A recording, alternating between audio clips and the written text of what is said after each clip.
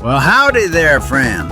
Let me tell you about this here book I found on Amazon the other day. It's called the Home Distiller's Almanac.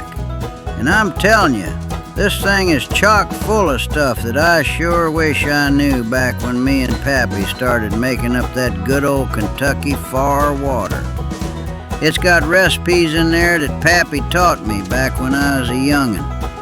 That feller that wrote this book knows what he's doing, 'cause he breaks everything down so simple even a moron like my cousin Bill can do it. Old Dallas took that backwoods way we did it and makes it pretty easy to get yourself a smaller still and make the stuff in your garage or kitchen.